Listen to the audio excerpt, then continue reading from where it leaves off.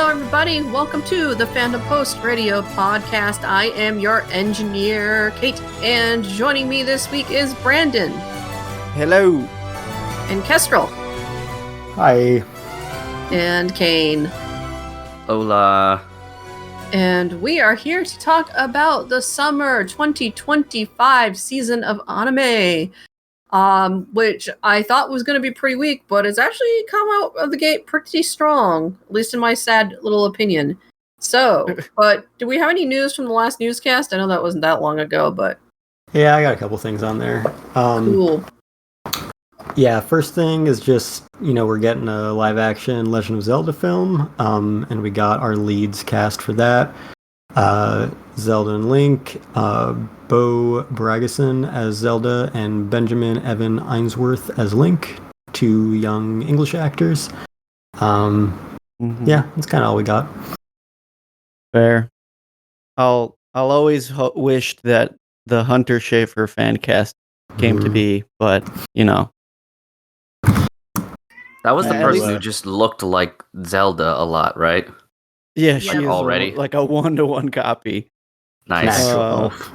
Yeah. But I mean, I guess it's at least they're like some unknown young talent rather than like it's not like played by The Rock or something. But I mean, The Rock is canon, right? The Rock and Kevin Smith. Kevin Smith. Yeah, not Kevin. What's his face? Kevin Hart. Kevin Hart, James. That's the one. Kevin James. Oh no. I put that thought into the world. God. Yikes. We're making a based version of the Legend of Zelda. We already had a Legend of Zelda film. It was called The Legend. Oh yeah. Nobody gets that. Nobody gets that. Are you talking about the one with Tom Cruise? Yeah, supposedly that was a big influence on like the Legend of Zelda. Yeah, I think that's a Ridley Scott movie, and I want to say he generally considers it like not worth talking about. Yeah. And it's the only, I think, fantasy movie Tom Cruise ever made, because apparently he was miserable while filming it. Yeah. Interesting. That's but it has some of the most insane makeup. Like, it looks good. So there's that. But yeah, so now that there's a casting on this, does anyone here think that this will still like actually get made? I don't know. I think it'll get made. Yeah, I mean, Nintendo and Sony for a big video game franchise, I think it has a decent chance. They've got a cast for it. Nintendo is like doing all the communications and stuff, so they seem to be pretty invested. Yeah, most of the time they don't even get to the casting part before like an adaptation live action is just, tumbles out of existence. Yeah. I hope they film this in New Zealand. Just like Lord of the Rings. Yeah.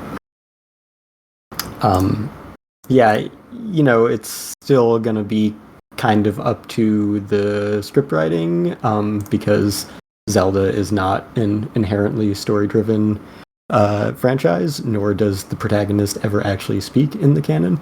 So obviously they're going to have to embellish a lot for cinema. The diehard fans being like, why is Link saying anything more than Yeah.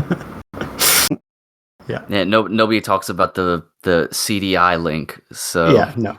Oh, God. It'll be an adaptation of that. Hey there, pretty princess. Oh, wow. Excuse me. How about a smooch? That's the one I was thinking. Yeah, I'm guessing it'll be like... That's a good one. I like those. Let's make those in the movies. Yeah. I'm sure that's what they're going for. No, it'll probably be like a mostly original story with the basic story beats of, all the games in this main series, probably more heavily on Breath of the Wild and maybe Ocarina of Time than the rest. Yeah. That's likely. I'd put money behind like Ocarina of Time. Yeah. Yep, we'll see. Definitely some like orchestral Lost Woods version and stuff. Yeah. I hope it also has an owl that does nothing but talk for like 15 minutes. Like right at the very beginning of the movie. Bop, bop, bop, bop, bop, bop, bop, bop, bop. It'll just like be the Star very- Wars narration like sequence. They'll Yeah, put Navi perfect. in, and it'll just be, hey, listen, hey, exactly. listen, every 5 seconds. It does that in the 4D theaters and the speakers closest to the seats. It's good. Ugh. Yeah. Okay, so as always, anytime we have an episode, especially an all news episode, in between recording and release, it is a requirement that some news come out that makes whatever we were talking about either irrelevant or makes people say, why wouldn't you mention this other thing that came out in the meantime? And it's because it wasn't out yet when we recorded. So, of course, there's been no news about Hideaki Anno anytime recently. There's no reason for there to be. However, we randomly decided to make him the butt of all of our jokes in the last episode for 2 hours, and then immediately it's announced that Hideaki Anno becomes a board member of Production IG. Just Yeah, as- That was make some phone specifically- calls. Yeah, it was specifically to dunk on us, pretty much. Yeah. Yeah. He doesn't even care about being in that company. He'll run it into the ground. Yeah. And So what role is it? board member? Oh, okay. Yeah. Big. So money. right. Yeah, it is interesting, of course, because he's got his own studio.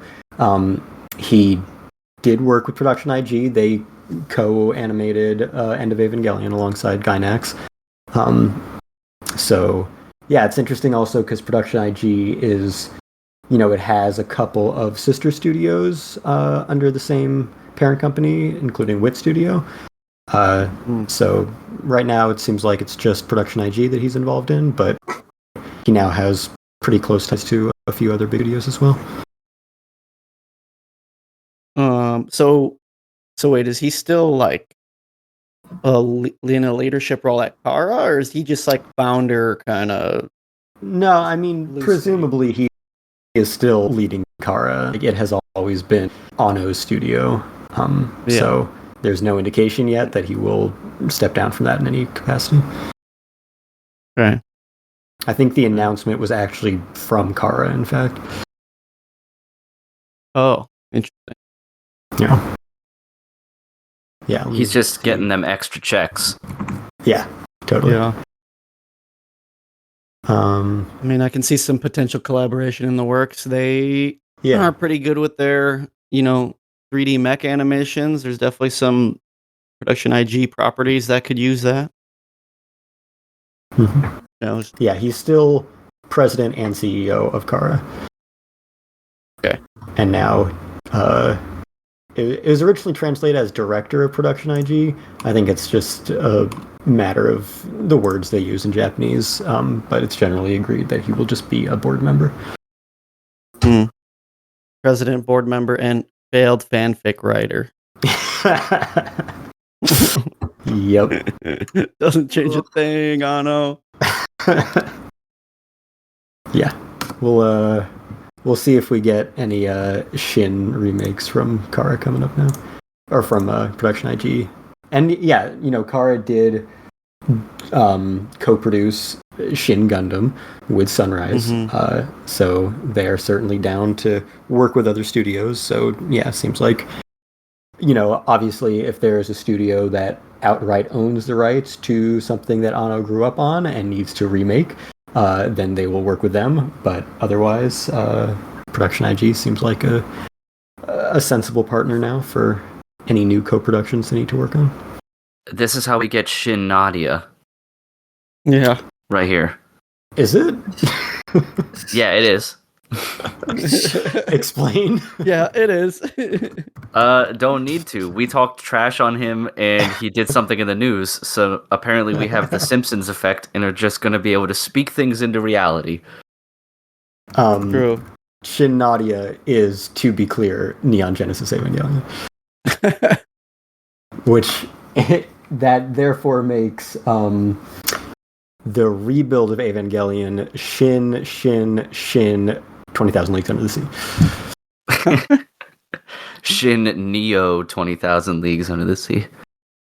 That's what we need. I'm just trying to get all the shots called so that we can claim credit for whatever happens. Right. That's fair. Yeah. If we just make something up, it'll probably happen in the next week. That's true. This was only in the Discord, so I do have to say it out into the world. I need Shin Cromartie High School. Thank you, Ano. Thank you, won't you? Thank you. Oh, and Shin IGPX, that too. Thank you.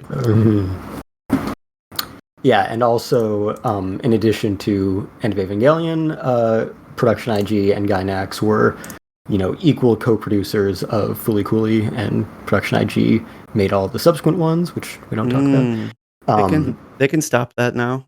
Yeah. Well, the Pillows are disbanded, so they legally have to. True. I don't think they have the money. Cartoon Network has the money to yeah. dump them. I think DeMarco has been beaten down enough times. Yeah. Yeah. For real. But yeah, it's interesting that Production ID did have a few co-productions with Gainax when Ano was there, and now he's on the board, so it seems like they want to reignite that partnership, maybe. A little tangential. I know there were rumors Toho was talking about potentially a Shin Godzilla sequel happening. It'd be cool if they maybe did an animated spin-off thing. I don't know if we're gonna get a full-on sequel movie, but something like that could be cool. Yeah, it'd be interesting because they are actively making a sequel to -1, so it'd be kind of weird if they followed that up with a sequel to Shin, but whatever. That's what I was thinking too. I was like, why are we getting both of these new rumor mills within a month of each other? Mm-hmm. Yeah, I don't know. I don't know. Keep remaking all your childhood bullshit, I guess. I'm sure IG has something for you to mine. Hey, he's as creatively bankrupt as everybody else. Yeah. He'll keep fanficking and Miyazaki will keep unretiring. Right. All right. And speaking of Gundam, so San Diego Comic-Con happened. Not always a ton of anime stuff to come out of that. I was briefly at San Diego Comic-Con actually, really? But didn't really attempt any of the big panels or anything. Just went to the free concerts, which you don't need a badge for, and then since I happened to get a badge, checked out Dealer's Room and stuff a little bit. Yeah. But anyway, I think the only real significant anime news that came out of it was that there was a big Gundam panel there, and they announced a bunch of stuff. So they had a big focus on celebrating the 30th anniversary of Gundam Wing all throughout the convention. And they had a new illustration that I think they slapped on some stuff that they were giving out to everyone who did go to the panel. A new video came out that they posted on YouTube, which is fresh Gundam Wing animation for this that Operation insane 30th. too. Yeah, every Gundam Wing fan lost their mind over that video. Can imagine. And they announced that they are they're coming out with a new manga for Gundam Wing. And I think they already released the first chapter online. And that's gonna be a prequel to, or it's gonna be somewhere in the vicinity of Endless Waltz, and they are also re-releasing Endless Waltz theatrically, including in the US. So that's all the stuff confirmed for the 30th anniversary of Gundam Wing. Obviously, after that video, lots of people are clamoring for a completely new animation project. Nothing announced around that yet, but hey, we got a Seed movie last year and another one coming up, so anything's possible. Man. In that vein, we also have Iron Blooded Orphans 10th anniversary project announced. and not any real news about what that entails necessarily yet. But it's got the anime team reunited, so it implies that there will be some sort of new anime project, whether it's a few minutes or something more substantial. And also in that vein, they announced that there will be a compilation film for a short spin-off anime that was released on like an app as part of like... Oh yeah, that was like nowhere. Yeah, some sort of like kind of game, kind of anime that was released for Iron-Blooded Orphans. And so they're going to be compiling the animated parts of that and releasing that theatrically. And that is also supposed to come out in American theaters eventually.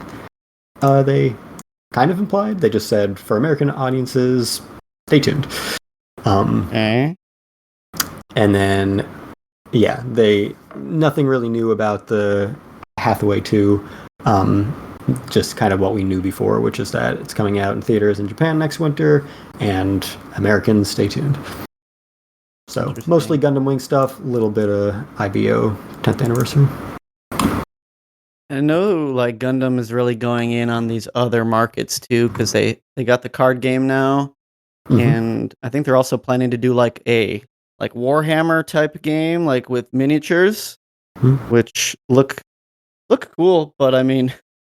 they're definitely like aiming at like a more traditionally. I can see why they would show stuff like that off at Comic-Con to like more typical like Western nerdy stuff rather than be like, please build more model kits. Hey, I think I've seen some, but they can sell minis now. Yeah. I've seen some ads for that, and I'm sure there will be plenty of board game geeks out there who, even with just a passing interest in Gundam, will invest untold amounts of money into that. So as long as the minis have a skosh, like a little whisper of quality on them, people will buy it, if only because the miniature games have very dedicated followings and very dedicated wallets. Yes, a very dedicated whales up in there. Hey, that Warhammer stuff is expensive, yo. Yeah, I'm sure Bandai's salivating at like the numbers for those things. Like, we can sell them for how much? Yeah, the bigger thing they need to worry about is just the game has to be at least somewhat fun, so it's not just like a shell of a game with shitty rules and you buy the minis, because there's also those same people like love how the game like plays, or at least enjoys it. Though I do have a couple friends who have only actually played Warhammer like once or twice, but really like building the armies, but they also like the lore. So it's like a triangle. It's one of those like old school like RPG like rating charts where it's a triangle and then like the inside points to the 3 points of the triangle, and 2 of them have to be like all the way to the max. Yeah.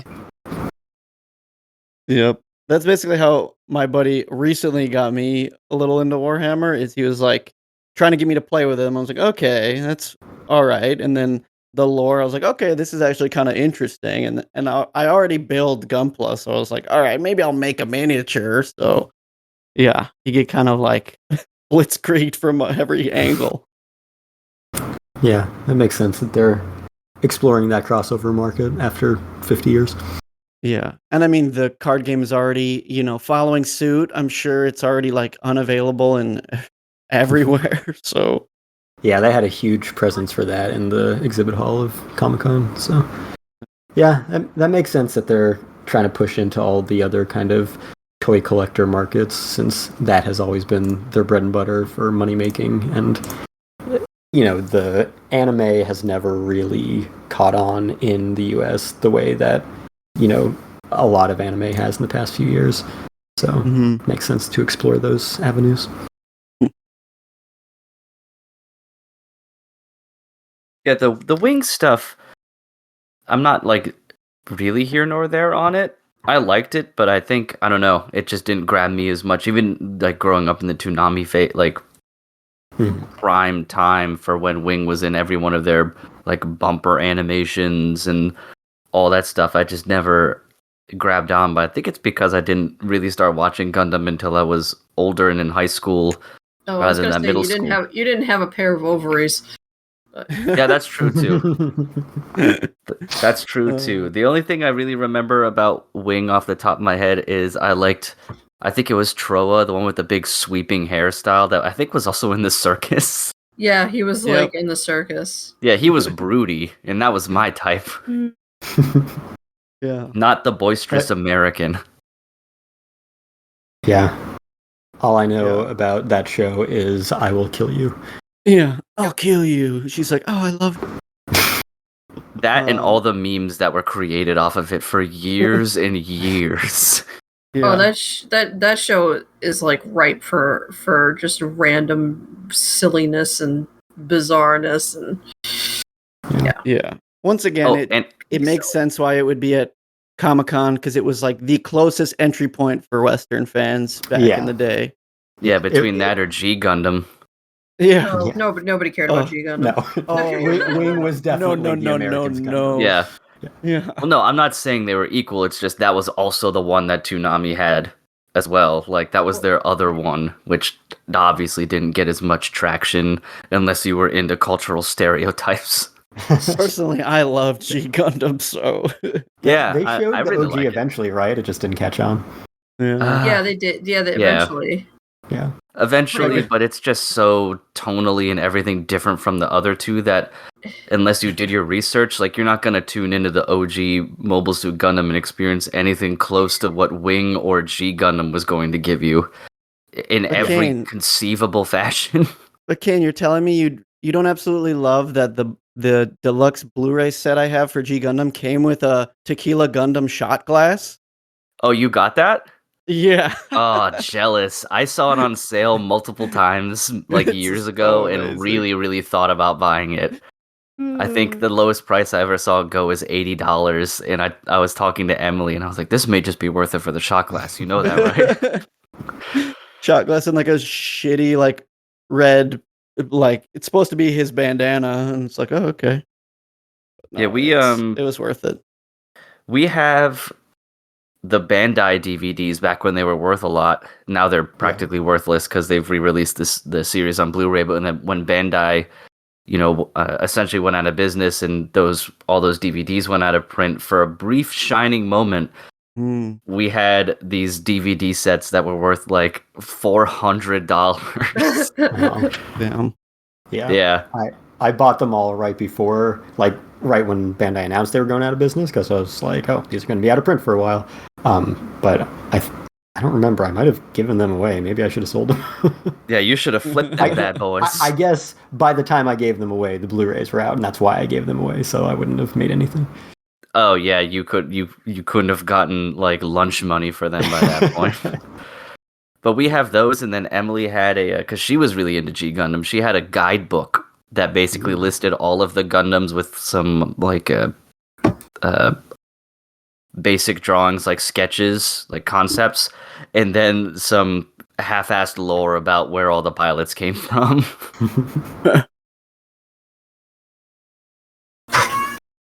I think we're a Holland Gundam house, the one that was a windmill, and I think it lasted through the entire competition without a single fight because no one figured out it was a windmill. That one is amazing.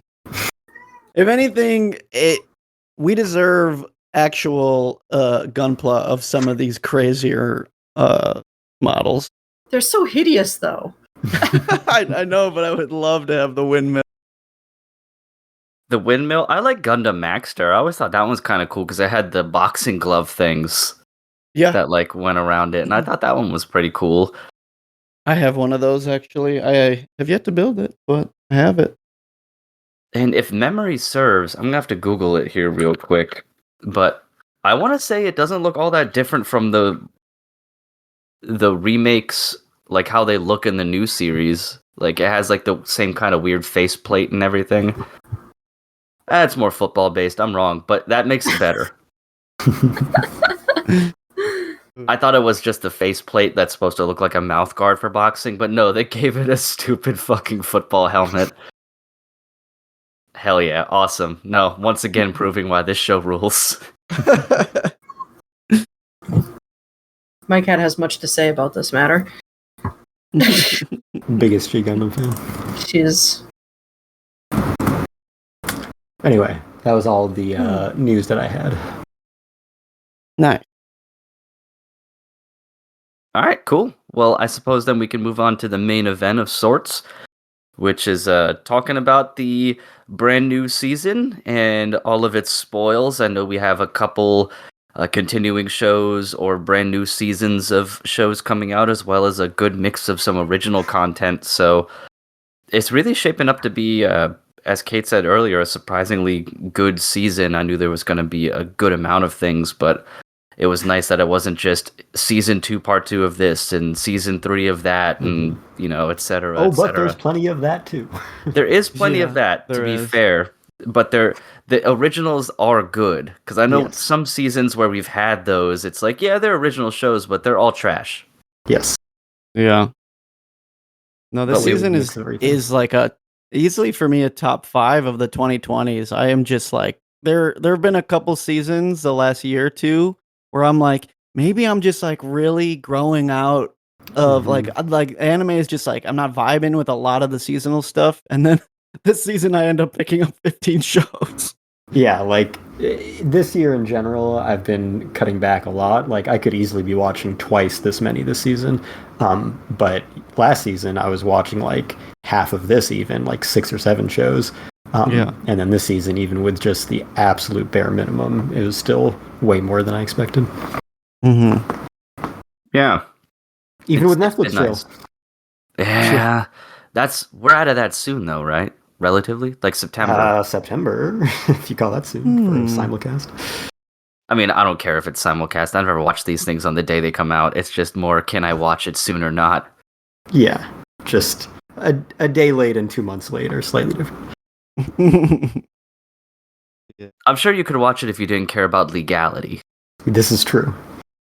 In fact, you could watch it with a VPN, I'm pretty sure, because it is being released weekly in other territories, just not the US. So dumb. I think Netflix has caught on to that a little bit. I've heard that doesn't work. Like Netflix and other streaming services have caught on. It doesn't work quite as well as it used to, because they'll just block your connection. I have friends who watch stuff on Netflix through VPN. Yeah, I think it's probably a hit or miss, because I have a couple friends that can't do that anymore. So I bet it's just like a, I don't know, luck-based thing. But yeah, there are other ways to watch it if you truly wanted to.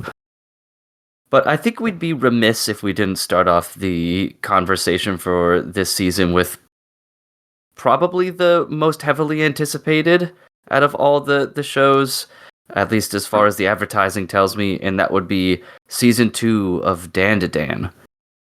And the first thing I wanted to talk about for this show in particular is how they animated demon soccer better than an entire show dedicated to the game of soccer. Oh no. Blue Lock in shambles. Yeah, Blue Lock should be ashamed that a supernatural demon fighting shonen made a purple guy kicking a soccer ball made out of people in his underwear look infinitely better than their whole show dedicated to this thing. It was sad. I mean, that part looks great. Like that's easily like my favorite part of this like season so far is his fucking soccer-based combat. But man, if it didn't remind me of how much of a disappointment that new season of Blue Lock really was. But yeah, overall, we're really enjoying it. Emily and I are watching it together. And all of its craziness and everything. And it's interesting, especially given where we are in the series at the moment, like what we're going to be doing with Gigi here now that he's, taken care of. But it's just like the music has been good. The openings and endings I don't think are as catchy, which I mean that's hard to live up to in the first place. So right. I'm not gonna hold that against the show in particular. But man, if the ED is really fun. It's a bit repetitive, but I think it's a really fun song. Yeah, and I do always like the animation with all of those sequences. I think those are a lot of fun, especially with kind of how they animate Momo, just being fun and weird. Yeah, she looks like a. Mhm. She reminds me of like a Parappa the Rapper character. Yeah, Yeah, 100%. So it is a lot of fun to watch the animation at least, which is cool. But what are you guys thinking so far? I don't know if either of you are reading the manga, so if you know what happens or not, or if because I haven't, so I'm just along for the ride week by week here. I'm sure Bran has, right? Yeah, the thing is, like, the manga's like so much further ahead. It is like hard to like read it weekly and then come back to the episode and be like, where am I? I What feel year like is it? no, exactly. Especially because like this show just kind of like keeps the pedal to the metal. I feel like sometimes it's hard to like catch your breath because Mhm. like I'm like, oh god, there's one disaster and crazy set piece after another. And this right now, at least in my huge ranking list, it's kind of like in the middle, and I feel like I partially blame that for like how they have scheduled, like the scheduling of how the first season ended and this one started. Yes. I feel like just Yeah. kind of cutting it like at the beginning of this arc and then just jumping like right in face first. The momentum of it was just like weird for me. I feel like it needed a little bit more build up. So I feel like as much as it wants me to be running full steam ahead with it, I'm like trying to catch my bearings on like all these other new shows. So like right now it's not hitting as hard as I would want it to be, even though I like really like the content right now. But Yeah, they kind of acknowledged that in the movie in a couple of ways. The movie, I say as if it was an actual movie. The fucking Yeah, 4 episodes let's not they be threw. let's not be slinging that term around. You know how I feel about it. The 4 episodes they threw in a movie theater, the first of which was the last episode of season 1, because obviously that's the beginning of that story. And then they kind of talked about it in the interviews they had afterwards, because this second season brings on a second director, who was the director of the opening of the first season. And they talked about how, you know, the main director, who did all of the first season as well, kind of felt bad because he kind of established the tone and setting of this arc with the last episode of the first season, and then the new director just kind of had to match that because they just came in at the beginning of the second season, which was the same arc. So yeah, they definitely know that they ended at a really weird spot. I don't know why they didn't just make the first season 1 episode less, but whatever. yeah. But yeah, it really does dump you right into it. That's a good point. I didn't even think about that. Like, I'm sure watching it subconsciously, I felt that way, because it's just like normally you're expecting a new, you know, piece of the story or some calm before the storm, but it just dumps you right into it. I think at one point, once we were done watching the opening episode, I like went back and reread through what I missed in the previous episodes to catch myself back up, because I was like, oh yeah, there's that. Okay, yeah, there's that. Yeah. In all of those things, just because it doesn't give you any breathing room. Yeah. I mean, it ends on... Sorry, go ahead. I was just gonna say, I guess it helps that it wasn't too long of a gap. It was like what, 1 or 2 seasons, so like it's more tenable, but it's still not ideal. Yeah, and like, you know, at the time, of course, we talked about what a weird spot to end a season, and I did acknowledge that, you know, it's better to keep everything paced the way that it naturally should be, because the only people who are affected are the people watching week to week with season 1 and 2. There's only a period of 6 months in between that this is relevant at all. From that point forward, everyone who watches it will just be watching it straight through. It just goes episode 12 to 13 or whatever. It doesn't matter that there was technically a season break in between them. So in that regard, it's like, yeah, this is better than if they had, you know, tried to drag out what should have been 11 episodes into 12 or whatever. So I appreciate it for that. I do think that watching it in the theater helped, in the sense that they did re-show that last episode, so you kind of naturally got the full, well, not the full arc, because there was one more episode before the arc kind of wrapped up, but the beginning of the arc through where they left off with episode 3 of the season. Because I imagine that waiting 6 months and then just watching the follow-up to that with no sort of recap at all, resolving all of those plot threads, was very jarring. A little, to say it one way, yeah. Yeah. You make a good point, though. Like, at the end of the day, it won't matter. It's just kind of like tripping a little over the starting line in terms of like getting me re-engaged with it. But yeah, I agree that it's, we haven't gotten into anything exceptional in this season yet. Last week's episode, kind of gave us the climax of the first little arc there. And it had some good stuff towards the end. It definitely got fucking weird, which is what we expect from the show. But yeah, nothing that like really blew me away so far. So I don't doubt that it will as the season progresses. But I think it's maybe a slightly underwhelming start compared to some of the highs that we experienced from Dandadan a few months ago. Yeah. I can say that like, this specific arc with the evil eye is not a high point for the story. I feel like some of the next couple arcs will start to like ramp it up to a level that I think will bring the show back to like a worthy of a weekly discussion of like, whoa, did you see like what they're doing now? It's so crazy. That's good. Yeah. Yeah, I think the main concern, and it's like minor, but I always have them with this, is depending on how the next episode plays out. So obviously, I mean, we're talking about the new series, but spoiler here, I guess. But if they just kind of, when the worms spit out all the murder family people, and if the show's just like, they're fine, and then we move on, I'll be a little angry because I'm like, the bad people didn't get any negative repercussions for their actions because they got to live and they were saved, and then even the one lady helped defeat the main bad guy, and then they just get to go on living their lives normally. Like, I wish they would have stayed eaten.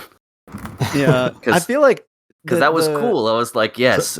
Fuck them with not only their murders but their stupid, false cult like god beliefs, and then the thing they worshipped ate them. I was like, excellent. So the Moranjo dilemma is what you're saying. Oh, I'm trying to remember what that is. Moranjo from Ranking of Kings. Oh, yep. Oh my god. Yeah.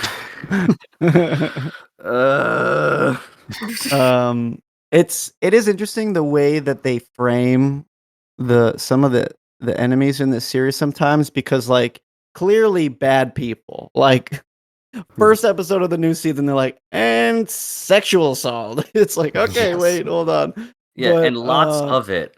Yeah. But then like the way that they frame the villains sometimes is like they almost become comic relief, and they also become like semi-allies. It's like, allies against like a greater enemy. So it's weird. I feel like this happens a lot actually throughout this series. So I wouldn't get your hopes up on these people getting their just desserts, is what I'll say. Yeah, I mean, I kind of expect it a little bit, because up until now, I don't think it's like no bad guys have really been like defeated without that happening. Either they've become sympathetic by the end, or they become allies of sorts or something. So, it is like a shonen at the end as well too, and that's like not an uncommon thing for bad guys to never like be really gone and do things like this. So I guess this one just bothers me a little bit more, because I'm like, these people are unequivocally like shit. Yeah. And they're completely these weird old men. Yeah, don't make these weird old men like chibi and like, oh, they're adorable. No, please. No. And are they all gonna inhabit cute little cats in the next episode? Yeah. The only funny thing about them was the lady who named her moves Jennifer Lopez Anaconda. Yes. That was entertaining. But yeah, they were extremely unpleasant, and yeah, for some reason, specifically the first and last episode of every season of Dandadan is full of sexual assault. No other episodes. But that's always how they bookend them. Yeah, which is like horrible for public perception of this show, because I feel like anyone I showed like the first episode, they're like, that was a little uncomfortable, and I'm like, well, yeah, but also like the bad guys are doing it, so they're the bad guys. That's like that's kind of what's being portrayed. They're not like, it's not like we're agreeing with what they're doing.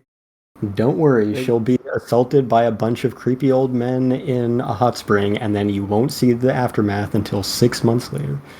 Yeah. But I swear it gets good. Unfortunate timing. You just got to get through the third assault case, and then it really starts picking up. Yeah, I remember justified when we worse in anime.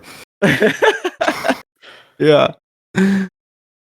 I remember feeling that exact way, like oh man, this show feels like it's gonna be good, but I'm gonna have to always have that little asterisk after when I watched it in the theaters, like those when I watched the first 3 episodes, I think it was in the theaters with one of my friends, and when we came out and he like of the thing when it was done, he's like, "So how'd you feel?" And then he went like, "Other than the obvious," I was like, "Well." Yeah, I didn't think about it. That makes it even worse. Specifically, the episodes that end up going in theaters are the ones with the super weird moments.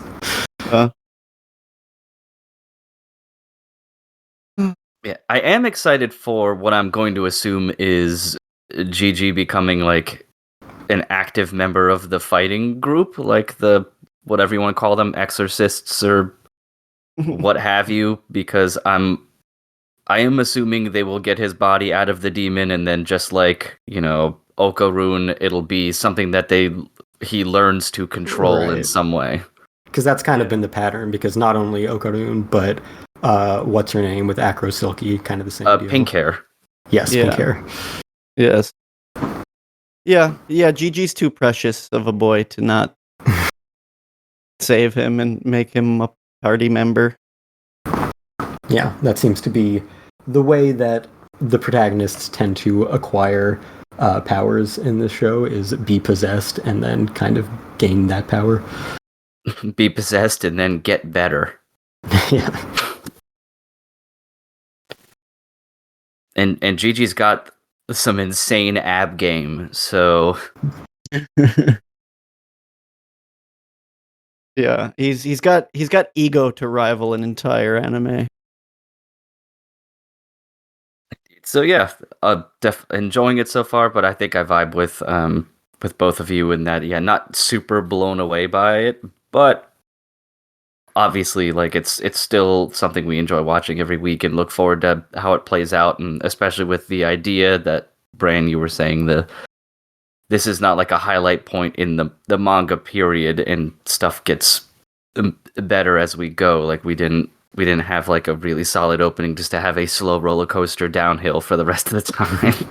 No, yeah, for sure. That's why it's I understand why they had to split the core, but like they really split it at a dip, which is really strange to me, but only out from here. Nice. Yeah, I'm looking forward to it. Cool. Well, how about we move on, because we got plenty to talk about here. And I was going to make an abs-based segue joke, but I'm shelving it for now. Maybe I'll just blurt it out later when I get something creative. Oh no! But well, let's talk about what I think might be my favorite show of the season so far, and this is The Summer That Hikaru Died. So I just finished watching episode 3, so I'm not fully caught up yet. But man, there's some fucky shit going on here. Yeah. This is one of those shows that makes me miss our old co-host DJ, because I feel like he would have been really into a show like this. Yeah, bury him. Yeah, I'm just saying it's given the supernatural countryside vibes. Yep, for sure. We got the classic cicada in the heat, and we've got some sexual undertones. That's perfect DJ concoction. Yeah, well, also some psychological scarring and horror, which Yep. is another thing that he's big into as well. Very much. But no, yeah, I agree. This is easily one of the better shows airing this season. Really fun.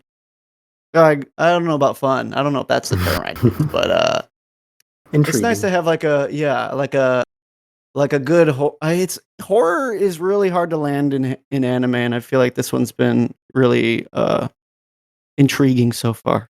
Yeah, I definitely agree there. Like, I can't say I've ever truly enjoyed a horror anime before, just because it's hard to make it like to get investment from me without it going way over the top or just being generally like shock value humor, because they can just animate people getting all sorts of like killed and fucked up and stuff like that.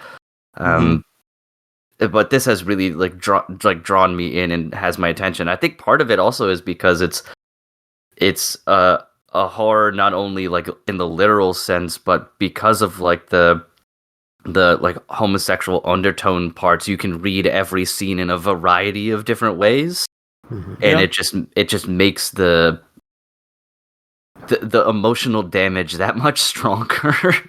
Yeah, I mean, you can basically get rid of the actual supernatural elements and still read it as what's happening in the scenes, as like, oh, these boys are like exploring their sexuality, but they like live in the countryside and like can't openly share these things without being shunned by society, stuff like that.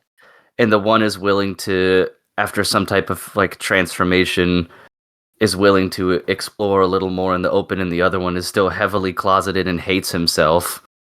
Yeah. In a lot of ways, and just has to deal with that self-loathing while also seeing in this transformed person someone that he wants to be, wishes he could be, sees a lost opportunity in some ways, which that at the end of the episode 3, Emily and I were both like, no, like the whole time. Because I was like, I'm getting major I can fix him energy out of this. And I was like, yep. Like, I get you're a teenager and this is what's going to happen, because we've all been there as teenagers making terrible impulse decisions, but this is bad on many, many, many levels. Yeah. Oh man, it's so good. And you mentioned like, the transformation aspect, and they're literally like visually telling you that with like the cicada coming out of its shell, but then going back in, and then it's all like that messed up, like the I forget the name of the mountain spirit, but like that aura Nanuki-sama. Yeah, Ninuki. But I just love the fluidity and the animation too for the curse itself. Yeah, when it comes out of his face, like Hikaru's body's face and stuff. I also really like how it's like you're watching a mixed media thing too, because they also just interlace photographs and different art styles and CGI in like weird ways. Like it really feels like they're trying to be creative in not just shocking you, but trying to like viscerally connect with you for any of the horror elements. Like when Yoshiki basically puts his hand in Hikaru's stomach, and then he just goes, it feels like raw chicken. And then they just show you a picture of raw chicken. Yeah. And I looked over and I saw Emily physically recoil. I was like, yeah. Yeah. That is great. I like knew exactly, like the second he said that, I was like, oh, I know what he's like feeling. And then it slides his hand up and unzips Hikaru's. Crazy. Yeah, unzips. Yeah, it's so good. And I also, and I felt this way about shows before. Every time the internet gets mad, but it was definitely at that point, because you could feel the romantic, or one-sided romantic undertones in the first episode, and then the second one, I'm like, this is when the internet's gonna get mad. It's this episode, and then they're gonna be people like, that didn't get it at first. Why is this show so gay? Yeah, like, oh, I literally saw tweets that were like, "This show really had something going for it until it got gay." Exactly. Like you didn't wasn't watching. Yeah, did you not watch the end of the episode where Yoshiki just says like "Don't ever leave me again" and then cries? Like, yeah, the whole thing is like dripping with that, and that part also like bugs me in like a good way, as in like Yoshiki. I'm afraid that he sees in this new Hikaru like a version of Hikaru that he can mold. Yeah. Into like the ideal Hikaru that he would have wanted when the kid was actually still alive, which is horrifying in its own way. Because I feel like Yoshiki is smart enough like to logically know, because he's questioned it multiple times, like, this is fucked up. I shouldn't be dealing with this. This guy, this thing has murdered like all sorts of stuff, and now he's cycled back home and he's like, I can teach you a few things. I'm like, oh no. No. Yeah, this is it's interesting. I'm only just connecting these dots, but there's like there's another show we're going to talk about later that very similar thematic things going on, where you feel like the protagonist is like being a victimized, and then the story kind of, as it's going along, the table kind of turns a little bit, and you're like, oh no, they're kind of leveraging their trauma to kind of put it onto someone else, or shift the narrative a bit in a way where you're like, oh, I don't know if they're actually if I'm okay with them doing this anymore. Well, it's an incredible turn of events there at the end of the third episode, because all the way up until then, you could generally see that Nonuki was just like you said, leveraging Yoshiki's trauma of his friend, and clearly likes more than a friend person to keep him around in order to act as a shield and some other things and show him this life. And now, with him not being able to tell like what his emotions are anymore because he's never been in a human body, Yoshiki's now manipulating him in a way, or that's what it looks like it's going to be. And it's also just so incredibly tragic because Yoshiki can't even like have any time to process the trauma of losing Hikaru, because he gets this thing that tries to believe it's Hikaru, like flaunting that existence in his face every fucking day. So when they were in that scene at the school and they were getting into their lovers' quarrel essentially, and he's just like, is it my fault? Do you not like me? I'm like, what are you fucking talking about? You're not even real. Yeah. Like, of course. Is like this thing is leveraging the emotions implanted on it from Hikaru, but then Yoshiki realizes that this, Nonuki or whatever, or the spirit as it lives in Hikaru is still a baby almost. It's still like a child, and it's like wielding these memories and emotions with very little experience and, very little actual like knowing how to process or handle or use them. So yeah, it's like that like you said in episode 3, the tables turned a bit, and it's really interesting because I like that they added this like older woman character as like the fork in the road, because she's like, hey, you gotta stop messing with this stuff, because I went down that road too, and it's a bleak road, can't be doing that. And you would think there's going to be some kind of like, oh, he's gonna walk this line of like learning with her how to like get rid of the spirit while also pretending to be friends with Hikaru. But I kind of like that it almost immediately shifted back to him being like, no, she gave me a way out, but like, what if I don't want a way out of this situation? Yeah. A very self-destructive spiral that he's going to go into when dealing with this. And that's a good point about Hikaru being, even as this old spirit, emotionally and psychologically super immature, in that he's going to make even worse brash decisions. Like, it's, unless it happens in episode 4 already, I mean, he's already killed one person, but we're going to have some like jealousy based killing and stuff, like that's gonna be real wild. Yeah. I think especially with the the spirit in Hikaru being childish and like it's going to use its wrath again. I mean, it's already like looking at people funny. Like when they walk through that forest, you can tell that girl is like onto something. Yeah, she's in trouble. Yeah. Whether she knows it or not, because she clocked that Hikaru was different immediately because he was excited about the movie, and they show it for a second, her looking at him just a little bit longer than everyone else. Mm-hmm. That there's something different about him now that she just couldn't put her finger on, and it's just a matter of time before she connects all the dots in one way, shape, or form, whether by her choice or not. Yeah. The back on that forest part when Yoshiki like saw the other spirit in the forest with like the long neck kind of just like waving back and forth. That part like was really freaky to me, and I love the way that they the way they did it. And it sucks cuz I have to compare this to like other horror anime, and anytime there was like a not just Uzumaki but like the old Junji Ito collection anime and being like, wow, there were similar stories within that collection that fell so flat when animated, but the way it's done, a similar trope was done in this show, just like was so effective. I think I don't know how the others looked, and you can testify to this or not, but one of the ways that I thought made that scene really effective is like the minimalistic animation style. Like the creature does like two things. Yeah. And it's barely a drawing, like it barely exists in the universe, but just enough that you can see a face and some hair and other things.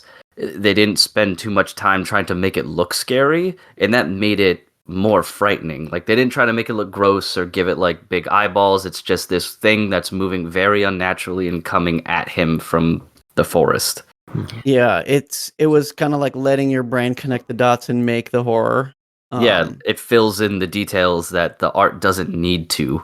Yeah, which it's interesting because when I compare it to like Junji Ito collection, it's similar where they're not doing a lot. You know, it's very simple drawings and animation, but the problem is that like the focus on it leaves a lot to be desired, and the lack of like any real animation, it just like it falls flat in a lot of cases with that show compared to using a minimalist approach to create like such a like your mind just like takes you places in with this one. Yeah. Speaking of Uzumaki, I had a funny thought after watching the ending theme. Like they animated characters over just normal stock footage, and it looks better than the beach scene on Uzumaki when they just drew people walking along a normal ass beach. I'm like, this looks better than that did. Oh, not the beach scene. Oh, the beach scene. But yeah, it's definitely my my favorite of the season thus far, just from how much it's drawn me in already. And do either of you know how long this thing's supposed to be? Like it feels like it's I don't know, like a 12 or 13 episode at max type of thing. I think the anime is 12 episodes. I wasn't sure if like the original manga, because to me, I thought maybe it would be short based on like the premise, but from what I understand, the manga is still ongoing. Wow. And I mean, it's been publishing since 2021, so there's plenty to be made for this show. That's really interesting because when I first started watching it, I was like, this, considering the pace that it was moving at, where like villagers and people already could tell something was off, and this company, like exorcism type guy was coming, I'm like, normally this doesn't happen for a while. Yeah. But the village is already reacting. So that, I wonder how they're going to keep playing with that, like, and stretching out the story then, because it really feels like it's going to come to a head sooner rather than later. Yeah. Yeah, we will see. But also I'm also really enjoying it so far. I think Kestrel has it at like a B. That's pretty good. Yeah. Pretty good. Again, Pretty good. anything I'm watching, definitely a good spot. Yeah, I'm not like the biggest horror fan generally, but I do like a psychological thriller and something that's good at kind of keeping up the creepy atmosphere that, like we mentioned, is, you know, kind of a common trope in these shows like Higurashi and Shiki and Summertime Rendering a little bit, where you have your kind of small, quiet Japanese village in the summer that some creepy, mysterious presence invades and makes all these mysterious phenomena. So I like that aspect well enough. And yeah, I like your read of the kind of two ways that you can interpret every scene.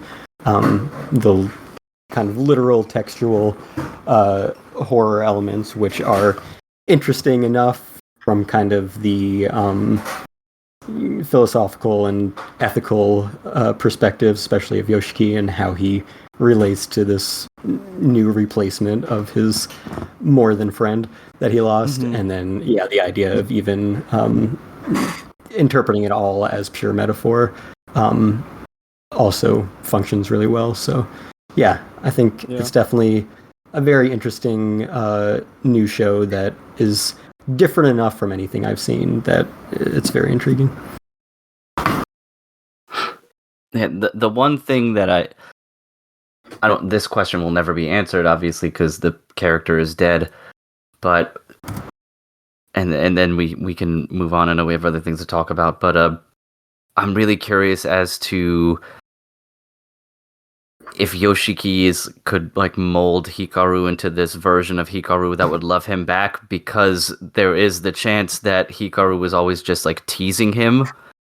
Because it shows some of those flashbacks of Hikaru being like, "Are you gonna propose to me?" or whatever, and it's like, is that teasing, or were they both having feelings for each other, or was it one does and the other's just doing like, you know, teenage boy stuff, like in that way, like just teasing him with like the you're gonna be my boyfriend type, you know, stuff that kids still do or whatever. And now Yoshiki's like, I'm not even gonna allow that to be a possibility. Yeah, it's kind of the ideal like ethical dilemma for the protagonist, because he has this opportunity to create his ideal version of the love that he lost that might have never been reality. Yeah, exactly. Can he live with himself doing that? Not to mention there's a high chance it's not even going to work, not that he's thinking about that. Like, yeah, I do like that they do keep an undertone of like, there's this guy that's like hunting the spirits and clearly is going to get involved like very soon with the boys. So, and his hamster. I'm interesting. And, yeah. And he's the guy on the internet complaining that the show got gay. Yeah. That's why he's in town. Yeah. Since all the Nonuki stuff is just a metaphor for gayness, he is the one who needs to put a stop to all that. Yeah. Yeah, that really intrigues me that the manga's still going, because it just feels like the story is already starting to, in a good way, like run out of runway. Yeah, no, I feel that. I'm very interested in like where we're gonna be by the end of this season. Yeah. Indeed. But all right, let's shift to something slightly less horrific and tragic. Yeah. Just a little. We'll come back. Oh yeah. Don't you worry. Consider this like a palate cleanser of sorts. Right. Yeah. But I definitely want to get your opinion, Bran, on this next show we're talking about, because I really love the art and the animation and the creativity involved, but I feel like the humor is, for the most part, going over my head outside of the slapstick. So maybe it's just something I don't get culturally, or I don't watch a lot of other stuff by this studio. But we are going to talk about City the Animation. Yeah. Because you have this quite high on the list, I think. Yeah, it might be hyperbole to say, but this might be the greatest anime of all time, maybe? Um, I don't know. so G Gundam's G pretty high up there G too. it is. They're duking it out for 1 and 2 right now. Um, there is a lot of context with this, and part of that is that this, I feel like, is a huge, like, for me, I think it's like a big, uh legacy and revitalization moment, obviously, for Kyoto Animation, because this is like a spiritual successor to Nichijou, which is one of their like greatest shows they've ever made, and also by the same artist, Keiichi Arawai.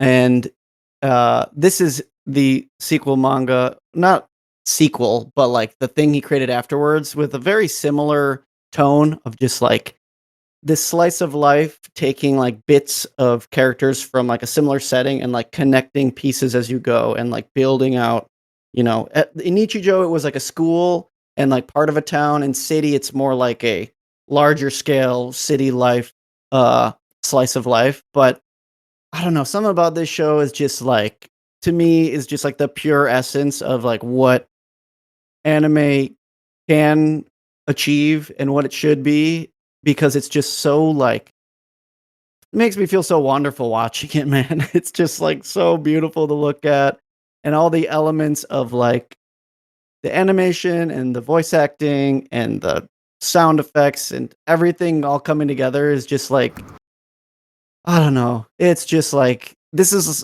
what my brain thinks like peak fiction looks like. I don't know, man. Yeah, Ugh. Wow. that's basically what I was saying.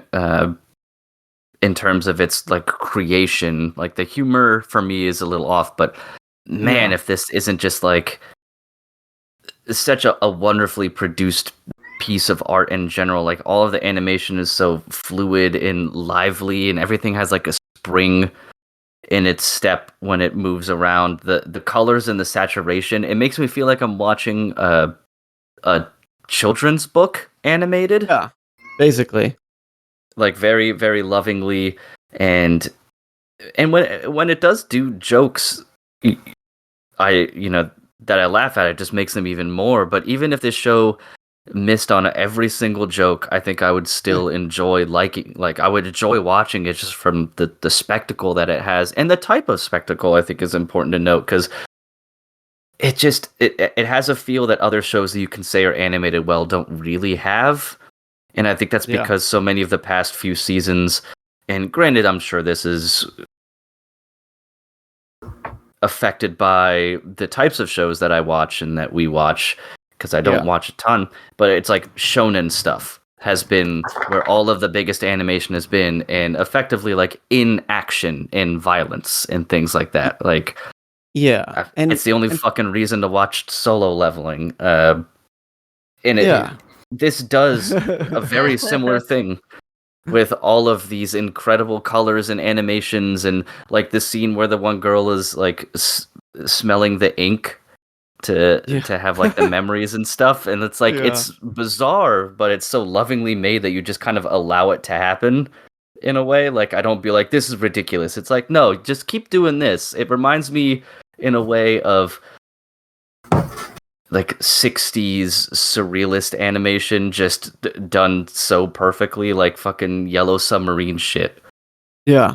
Uh, You bring up a good point about like a lot of the main focus of modern like peak animation, like the most fluid and like the biggest animation sequences are always from big shonen action sequences. And for a lot of those shows too, it's peaks and valleys. Like, I love One Piece, but there are some episodes that are like really slow and like not a lot's happening, but then you get like 1 or 2 minutes straight of just like the craziest animation you've ever seen in your life.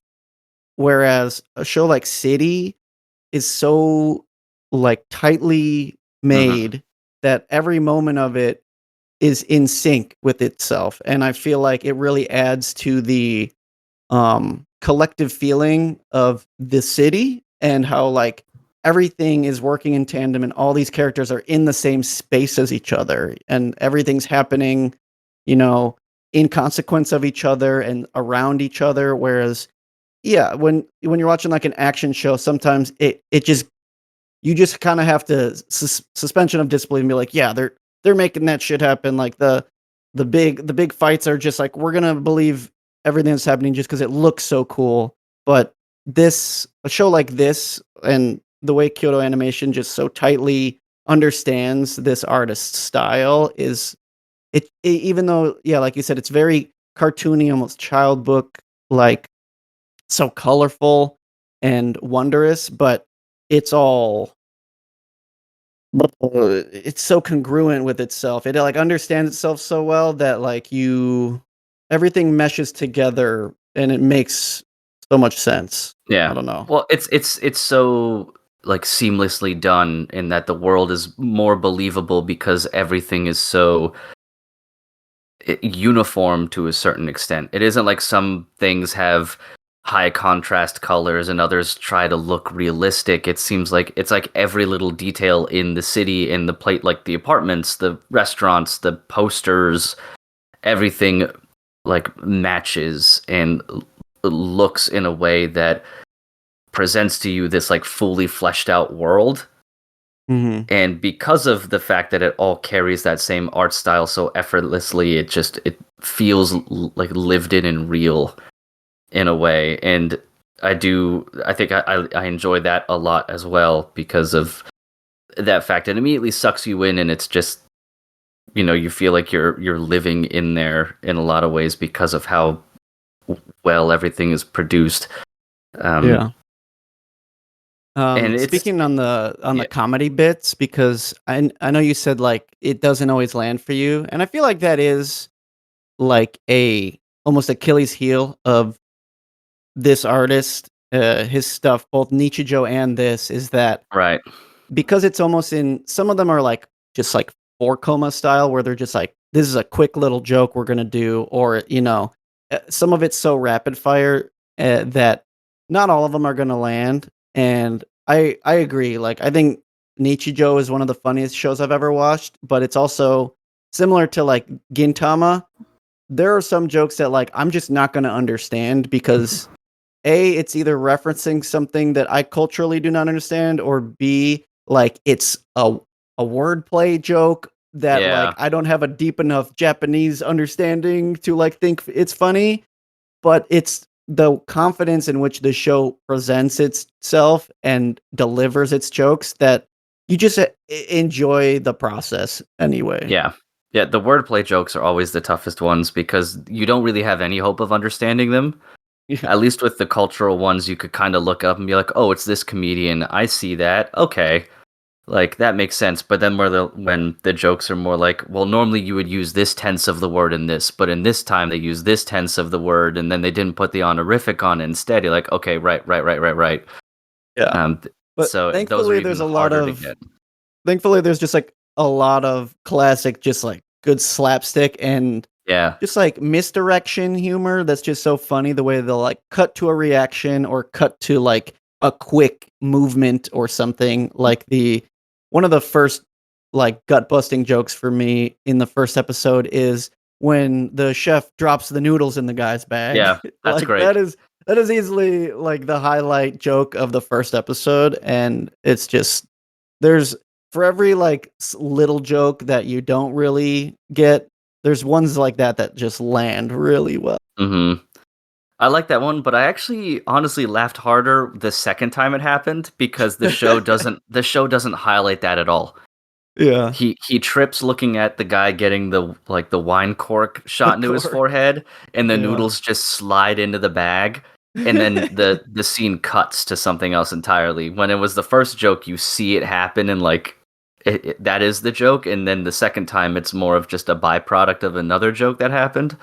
Yeah. So yeah, I like that one a lot. I also non-slapstick. I really laughed at for some reason the one loaf of bread being market price, and then they panicked because that means it's expensive. And then it turned out to be 5 cents because it was leftover bread that the baker just put in the microwave. Yeah. Yeah. No, that was a really good bit too.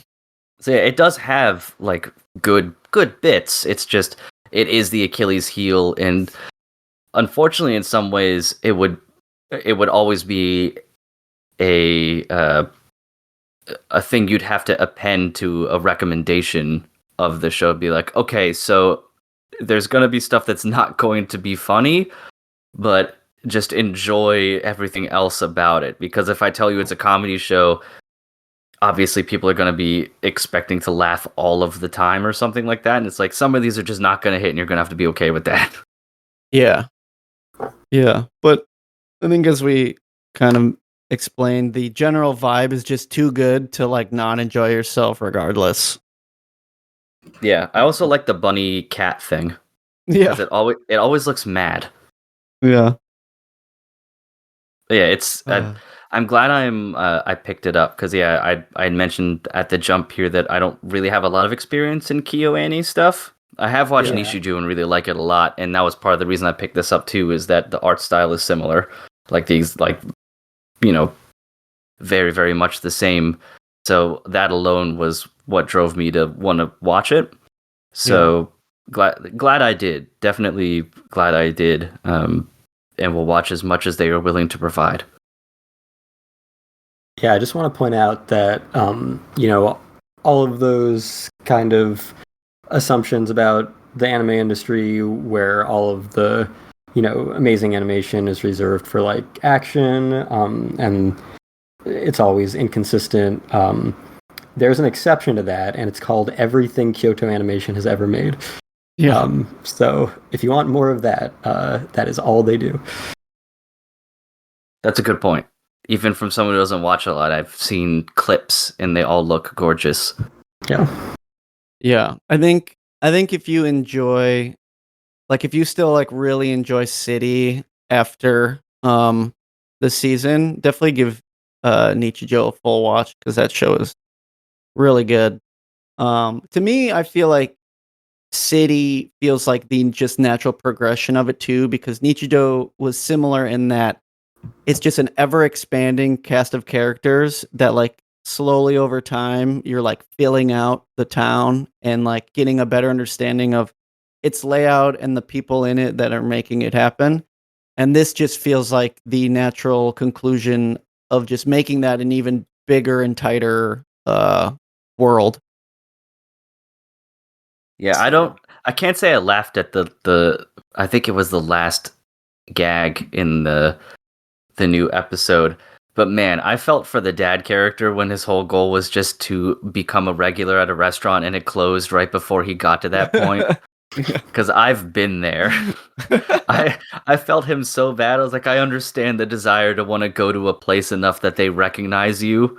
And they're like, you just get asked if you want the usual. I feel that to my core. And then it's closed right when he thinks he's about to break that. He's about to reach the precipice. I was like, I don't know if this is a joke, but this at least gets me sympathy out of me for this character. Though the little throwaway joke at the end where he just goes, I've been here multiple times over the past week. So past week. Yeah, it makes you think that he had been going there for several weeks or like at least a month or two, and it turns out he just went to the same restaurant 4 times in 1 week. I love it. But yeah, this one's this is the show that like I need to hold myself together this season because my other 2 favorite shows are incredibly depressing. Yeah, I think we've had enough of being happy, so I'm gonna let you guys talk about the next show. I mean, the next show is literally about nothing but happiness. It's a happy alien from the happy planet who comes to Earth to make children happy. It's true. Takopi's here to spread happiness. P. Yeah, that's all the show's about. It just wants everyone to be happy. Oh yeah? Yeah. So what's the original sin part about? Oh, sometimes you just make mistakes. It's not a big deal. You're just trying to make kids happy, and sometimes things don't go as planned. Oh, go on.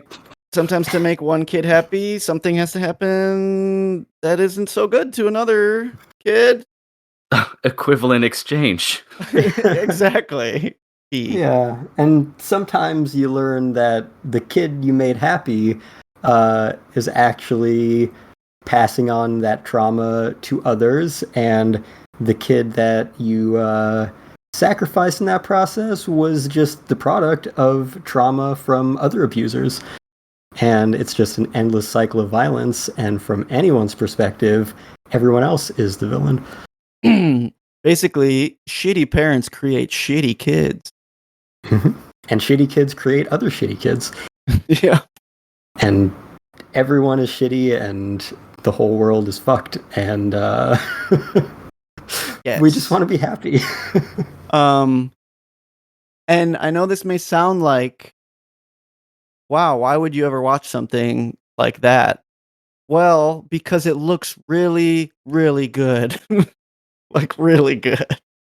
And it's just executed so well. I'm hoping, I haven't gotten confirmation yet, I'm hoping to interview the writer-director of the series at Anime NYC. That would be sick. Yeah, because, just the way that he plays with the tone of everything and the shot composition, and the juxtaposition between the happy mascot, kind of Cube-ish in that you get the first impression that it's like a cute, happy mascot character, except this character actually believes that. And the juxtaposition between that and just the horrific events going on all around and continuing to progress is just expertly done. Also, the studio has never made anything. That's crazy to me. Yeah. That's actually insane. Yeah. So, like, I'm like, man, maybe Poon Poon can be an anime if this studio can. Dude, literally, that's like one of the first things I thought of. I was like, wow, this looks like what a Poon Poon anime could be. Yeah. That was the first thing I thought of when you went, why would anyone watch this? I'm like, why does anyone read Goodnight Poon Poon? Yeah, exactly. Yeah. Very similar stuff going on. I feel like, just to give you a little bit of context, this is a very short series. It's a 2-volume, 16-chapter, like, short that I think it was in like Shonen Jump Plus. It was their online only mag. Yeah. It came out a couple years ago. I'd been meaning to read it for years because I heard really good things about it.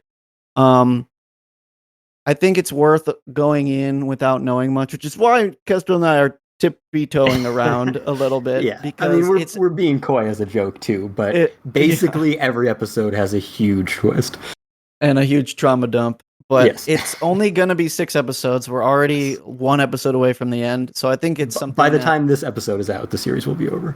Yeah, so it's something you deserve. It deserves to just jump in head first. With there are warnings here. There's going to be lots of like abuse, suicide, like all kinds of like things you should be wary of that are big topics. What's going on in this show? But content warning, the series. Yes, which exactly. they do begin with a content warning in every episode. So they get you ready a little bit. It is maybe not a show to watch if you're not in a good place. Yeah, for sure. I sometimes like start to watch it during the day and I'm like, am I actually like mentally at a good point today to watch this episode? I usually have to check myself. But no, it is stunningly made show. They, as you mentioned, the like animation and series composition is like so good. I really have to applaud them for capturing the original author's style. So while I haven't read Takopi, I read there was a short stint where the author Taizan 5 had a series called The Ichinose Family's Deadly Sins, which ran in Jump for about a year. It was like only 50 chapters. Didn't fully live up to its potential by the end of the story, but like week to week really intriguing mystery and great plot twists. But something I noticed about the art style is like really bold character designs and just like angles that they would draw the characters at. And one of the things that feels like a staple for their art style is that like fisheye lens shot above the character, and they use that liberally throughout their drawings, and I'm glad that that's being reflected as well in the Takopi anime, because there have been several moments where they use that fisheye angle, and I'm like, oh my god, this is when I was reading Ichinose Family, I was like, this would look so cool if like an anime could get it right, and they are nailing it out of the park with the Takopi adaptation. Yeah, it's interesting. I did read like the first 3 chapters of that Ichinose manga, and that's I guess more of like a Jump manga. I guess this one was a Jump Plus 2. But it's, I don't know, it still had some of that kind of weird, dark, suffering kind of feeling to it. Yeah, it still is like weird family baggage show, but like a little less dark. Takopi is definitely pretty like off the deep end right away. Yeah, you can't get much more extreme than that. But I felt like it was it came across kind of awkwardly executed from the few chapters that I read of that series. But then seeing this anime, and I have also never read the manga of Takopi, but seeing the anime, I thought it just like it would be so easy to screw up this material and overdo it or make it come across as less sincere or less easy to invest yourself in, and it was just executed so perfectly. Yeah. This is one of those like, it hurts to watch, but it's a good hurt. It's and it does make it makes a lot of really powerful points about kind of what we were talking about, kind of generational trauma, cycle of violence, the way that any negative action will just create an endless domino effect, and that a lot of bad things that people do are ultimately the product of their environments. Doesn't mean that you have to be empathetic, but it's definitely a very powerful point to make, especially as we get to some of the twists, which there are very effective twists throughout, and learning that, like we mentioned, it is very much by design that even the protagonists are not always going to do things that you're happy about.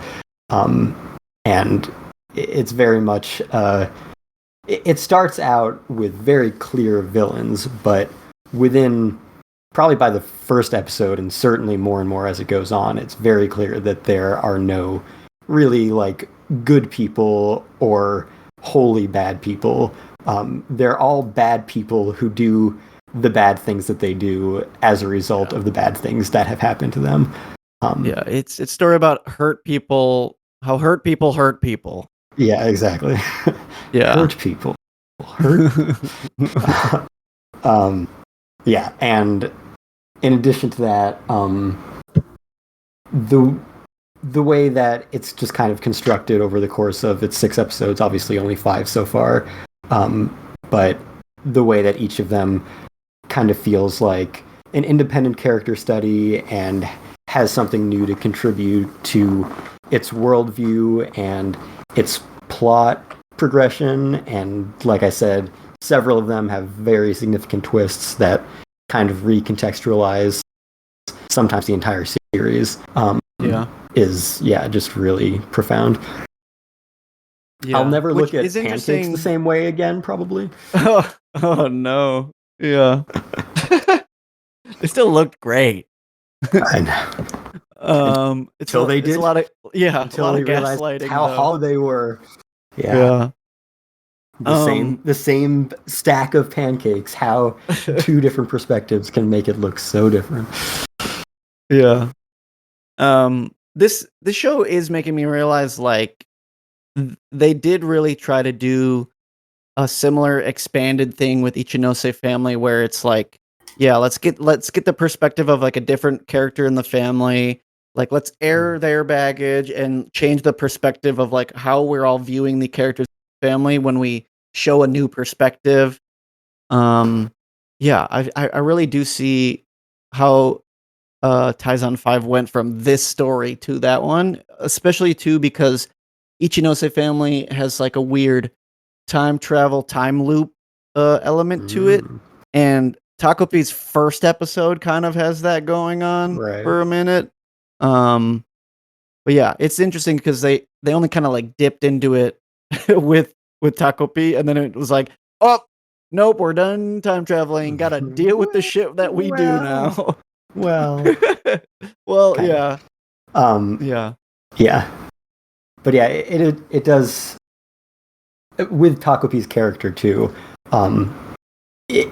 In kind of in the same vein and slightly juxtaposing the characters we see in the human world, and how they are all so damaged and just keep spreading the hate and the pain. You see this image of perfect innocence from Takopi and how easily that can be corrupted and how dramatically that naivete can be destructive. Yeah, it's like they're kind of like, they don't mean to be, but they're an unreliable narrator in that they're misinterpreting every single interaction they're witnessing. Takopi's like, oh, why would she say that or do that? Oh, maybe they're just not happy right now. Right. Yeah. They're friends, but they're fighting. I don't know. I don't know, little octopus man. The idealism of Takopi's perspective on the world thrust into the very, very horrible world that we live in. And just in the midst of this awful circumstance of character dynamics of mostly children who, don't have the perspective to realize the full breadth of the issues that they're dealing with or the power to do anything about it. So kind of a child, the blind leading the blind, right? A child of pure positivity learning about the world from literal children of pure negativity, and how that shapes someone and how that person who's being educated in that way, if they have the power to actually make changes, how bad that ends up. Yeah. I'm really bummed out that this show is gonna be ending so soon. But I mean, I guess it's probably a good thing that we don't have a full like 12 to 13 episodes of this heaviness to have to deal with. Yeah. It does make me feel like Poon Poon could become an anime one day. Yeah. Every time I talk about the show with someone, they're like, "Oh, is that by the Poon Poon guy?" I'm like, "No, but I can see why you'd think that because all of his stuff is equally depressing." Yeah. Even like stylistically, you could really relate them with like the I mean the characters are very stylized, but like the proportions of the children and compared to like this cute squishy little octopus. Right. And yeah, Takopi is kind of the Poon Poon family where you have this very cute, simplistic kind of mascot as a main character in this very detailed, very harsh, brutal world. Yeah. And yeah, it like I kind of alluded to, it has a little bit of overlap with Madoka, especially like every episode, that one shot of the in the ending where it's just like Takopi's face and not the body always makes me think of Kyubey. True. Like the full screen. Yeah, exactly. Yeah, the full screen, just Takopi face. But yeah, the series in general, it could kind of, catch you off guard for a second, but it's not like 3 episodes that will make you think it's something else. It'll be very clear about 3 minutes into the show that it's very dark. So at least it's not quite playing with people's emotions like that. It gets you prepared pretty early on what you're dealing with. Yeah. Takopi, it does not realize, though. Takopi will go 6 episodes without realizing that it's a dark show. Yeah, probably. Good for you, Takopi.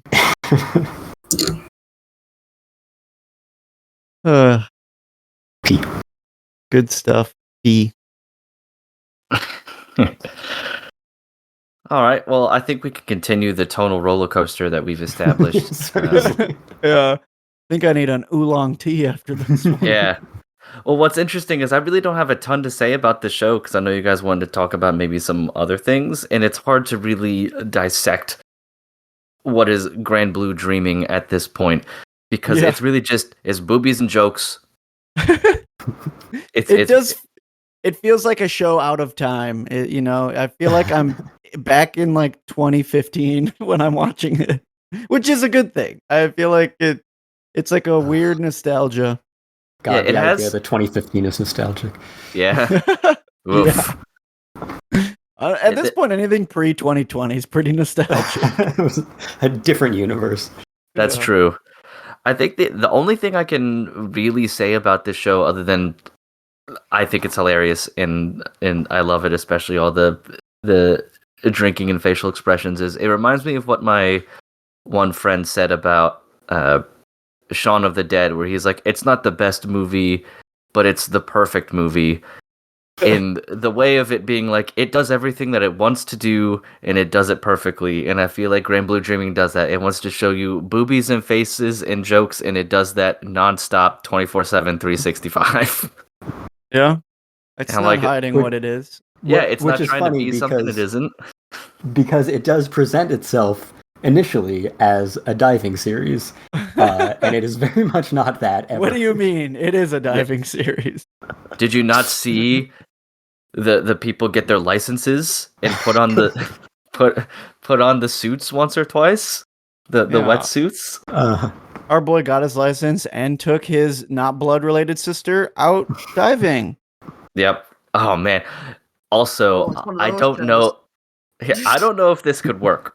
I don't know, but I would unless it already exists, because I just watch it in the sub. But man, if this had a dub of some of the stuff that's happened this season, especially with the sister and like the joke where he keeps giving the guy money for no reason, and it's just, what's the money for? What's the money for? Yeah, I don't think it has been dubbed. It would be incredible. Like, I imagine this would be one of the more fun dubs you could ever be a part of because of just how stupid and raunchy all of the jokes are all of the time. But yeah, it's just like, if you like the first season, you'll still really like this. It does everything that the first one did, and it's not old yet. So have a blast. Like, yeah. I love that it still looks like it's also from 2015. Right. Like, it doesn't look any different than I remember it. Nope. It hasn't. No. It doesn't look any better, or it doesn't look really worse. Yeah. I like to think that's a conscious choice. Yeah. Kind of like how every season of Konosuba, even though they're all by different studios, just looks like fucking garbage, because that's just the intentional aesthetic of Konosuba. Yeah. Just a shitpost. The animation and the other stuff is really just placeholders between the incredibly intricate facial expressions. Yeah. Which I will mention, because I have been reading the manga of Grand Blue before any anime existed. Yeah. It does look amazing in the manga. I do love that about it. And I don't love that it doesn't look amazing in anime. I still love the anime for sure, but it was an aspect that I lament is missing, and especially occasionally they do dive, and those scenes are really gorgeous in the manga. I think it is better looking than most of the anime when they get to them in the anime, but yeah, I wouldn't hate it if the anime looked good. I don't think it kills it, but yeah. I need a little more detail on their like Eren Yeager Titan faces. Right. But yeah, just for some context, it is near the bottom of my list. I haven't been a huge fan of the first few episodes plot wise, but like I still enjoy it for the most part. I'm sure there'll be more things that I'm into. Wasn't a huge fan of the sister subplot or the first episode with Iori Chisa being like a will they won't they like right away, but it's still a funny show. Yeah, it's from my perspective, having read all of this in the manga, obviously I know kind of all the jokes that are coming, and I think generally, maybe it's partial bias from having experienced them in that form first, but I think generally they play out better in the manga. But I still legitimately laugh out loud every single episode, so it's not rough to get through by any means. Yeah. Indeed. So I know that you guys want to talk about, what is it? Well, I know Kate's watching stuff, and if she wanted to have her power minute. Power minute. Oh, I'm here? Yeah. Yeah, you are. Yeah. Okay, we'll have the polar opposite of thing that looks worse than manga, where a thing that looks better than the manga, which would be Ruri Rocks. I think the subtitle is Introduction to Mineralogy. Ruri Rocks is based on the manga, which is running in Harta, one of my favorite sources of all things of manga, and it is a story about a girl in high school who meets a girl in graduate school who is studying rocks and minerals, and the girl in high school likes the shiny rocks and decides she wants to go find all the shiny rocks. So she kind of ingratiates herself with this college girl, and they go off and they look for shiny rocks. And that is the show. So it is 5 minutes of geology lesson combined with 10 minutes of Ruri herself being an obnoxious twit, and with the remainder of the time being gorgeous scenery and ridiculously pretty shots of the girls fawning over beautiful rocks, and the hilarious added fact that two of the characters are completely stacked top to bottom. Like there is no reason for this girl to be this busty or stuffed into those jeans that she's wearing, but she's just out there doing her thing, and the animators love to look at these girls doing their thing, and it's not weirdly doesn't come off as skeevy. It just comes off as these girls are ridiculously proportioned, and and that's kind of funny because they're done in a relatively cutesy style. Like, they're not done in a haha titillating, style. They're done in, these girls are cute. I'm looking respectfully. Yeah. It's and they're just out there doing their thing and imparting science. So that is the first episode goes so hard in the animation. It was just like, what? Why? This is a show about rocks. Like, literally, this is a show about rocks, and not every episode has been up to the every second looks amazing that the first episode of the opening animation looks, but they do save all the they do save the money shots for the money shots where they find the really pretty rocks, and they're like, ooh, the pretty rocks, and then usually there's like gorgeous sunset happening behind them as Ruri's just bouncing around as the most animated creature that ever existed, and it's just yeah, kind of ridiculous, but also like with all of the depressing shows that you guys are watching this season, it is just pure joy. There's nothing bad is happening in this. They fall into an open mine shaft and they only fall like 5 feet. There's a flash flood warning one night, but they're nowhere near it, and they go back the next day and the river's full of gold. It's like it's all of the best like disasters that could happen. And they tell people why you should wear bells on your backpacks to scare the bears away, and why not to go trespass on closed private property or go in a mine shaft. Don't go in a mine shaft. They do not go in the mine shaft. They're very clear on don't go in there. That's dangerous. And then they fall into one anyway. But as one does. As one does. Wandering around in mine country, maybe not the best idea if you don't know where all the mines are. But yes, that's Ruri Rocks. It is very enjoyable. It is a palate cleanser I think a lot of you guys need. Probably. Listen, I don't think Hikaru is that much of a bummer. Takopi is the only thing on my list that I think is like... Takopi is a huge bummer, though. It's only 6 episodes, it's fine. Yeah. It sounds like it's a huge bummer, but Hikaru could be winding up into a major bummer. It's just not there yet. Yeah, it's not there yet. It's fine. But it's not there yet. This is all gonna go bad, but it's not there yet. Yeah. This Ruri Rocks does give off the cute girls doing nature things like really well. I mean, the one clip I've seen from that first episode was so overly animated. I was like, Jesus, how is this? Well, like, what is this show's about? Girls looking at rocks. This girl's like jumping up and down so realistically. I couldn't even. I don't know. Yeah, the show goes ridiculously hard when it doesn't need to. Nobody probably expected it to, kind of situation, and they were just like, "Hey, check this shit out, flex." Yeah. But yeah, it's. I had to go back and check I was like, "Oh, let's look at what the first chapter of this manga looks like," because it's just up on Hard's website. I look at it, I'm like, "Yeah, that's not what these girls look like in the show." I mean, maybe the art gets cleaned up a little bit later on, but it's like, wow, that's I think her dimensions went up by a factor. The Yusuke Murata approach to adaptation.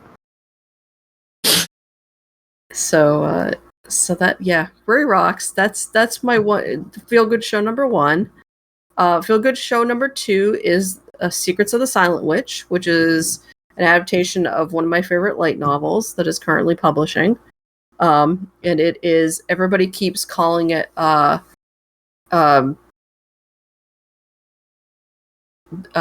the Witch, because she is painfully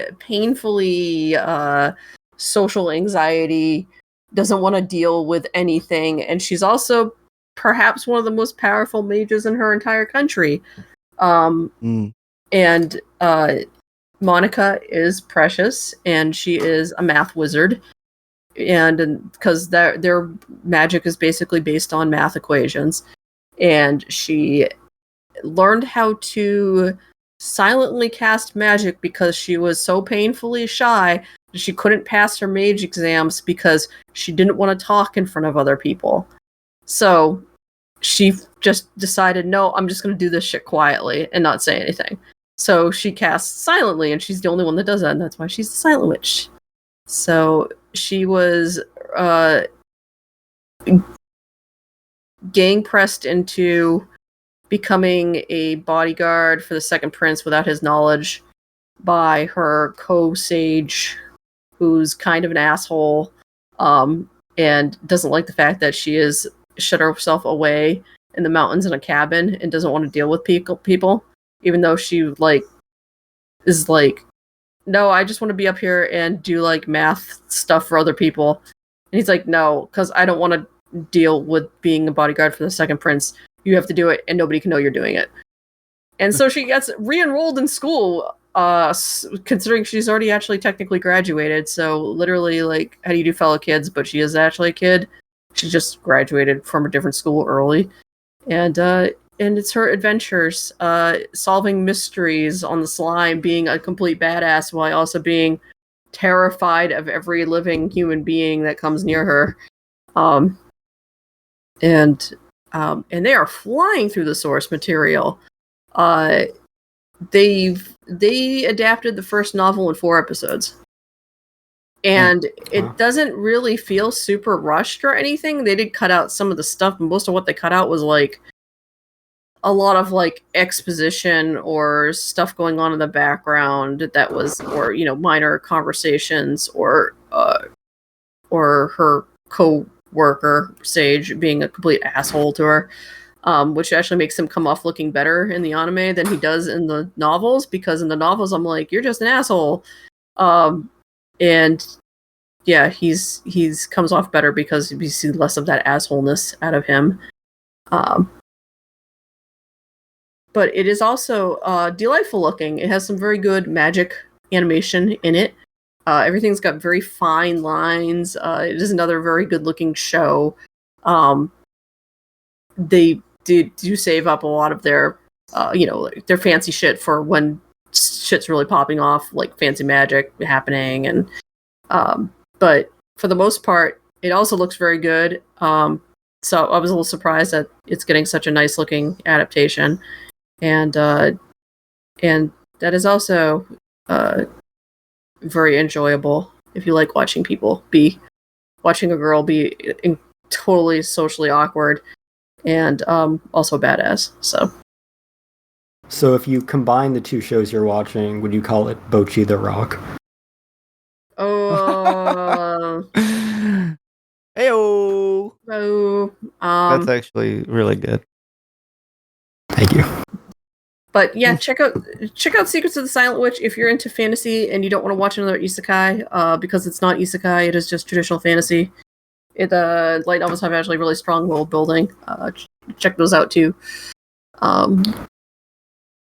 I don't Sounds know like you need some suffering in your watch list. I don't want Yeah. any suffering. I'm happy over here in my lane with the happy shows about the girls just being cool and having cool girlfriends, and they're just hanging out, and there's like cute dudes around occasionally. I'm all good with that. Yeah, well, that's wrong. So I just want people to be happy. Monica has enough trauma in her life anyway. That's what Takopi is about. He just wants people to be happy. Yeah, see it. True. I'm the little alien in this case, and I'm like, I just want y'all to be happy.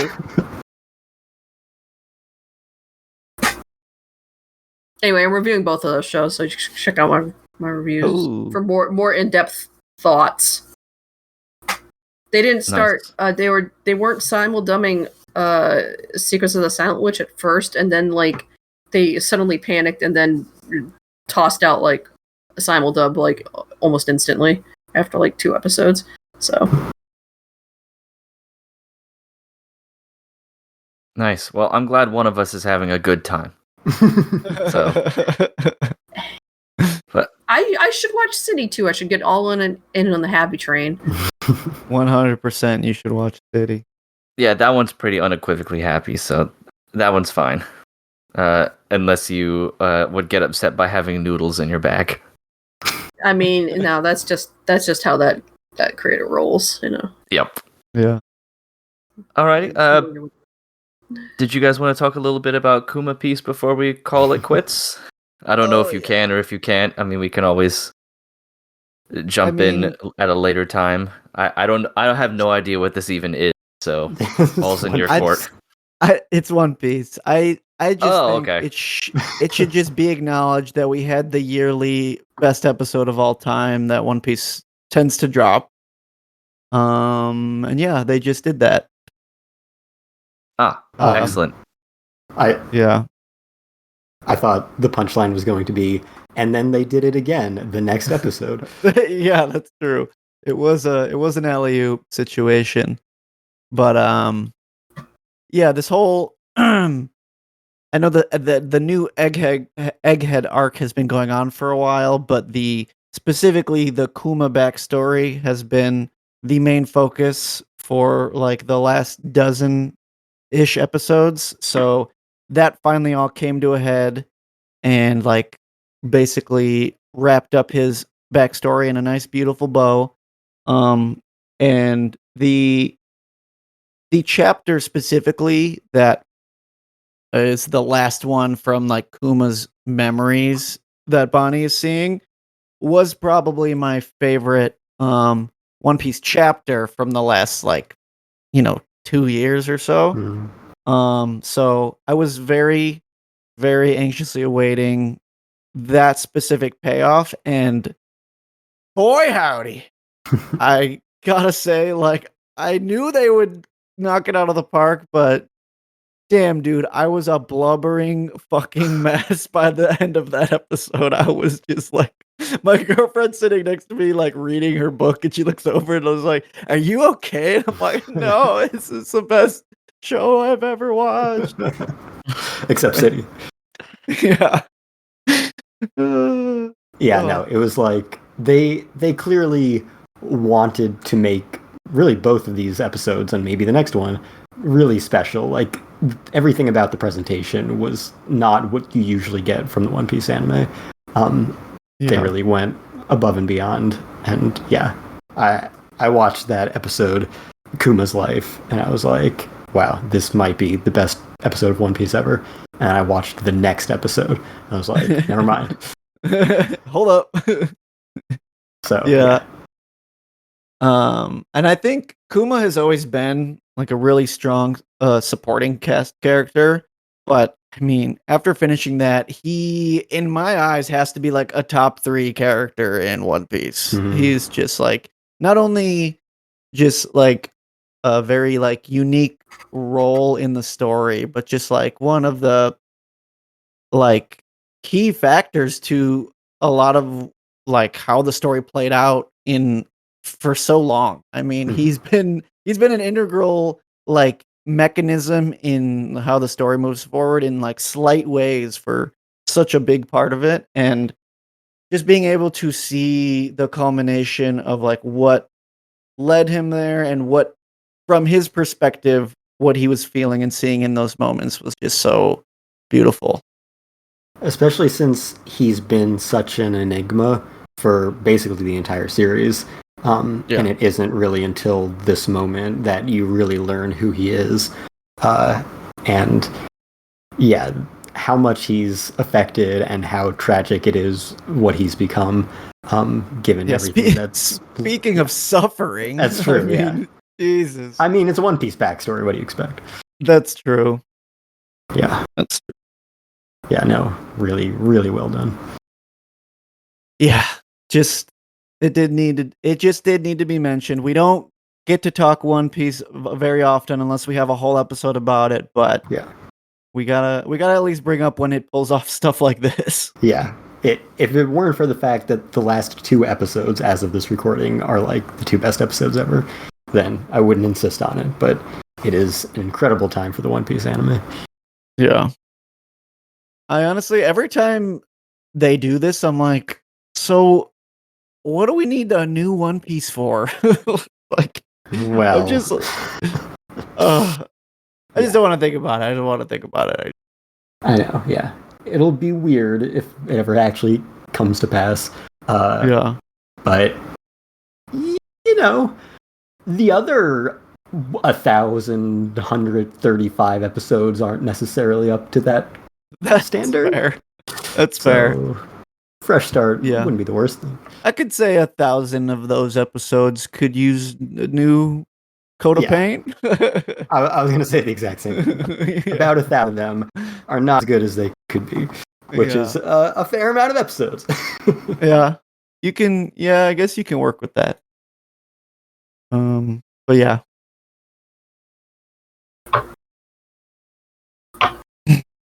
Well, I'm glad you're enjoying it. So thank you. Yeah.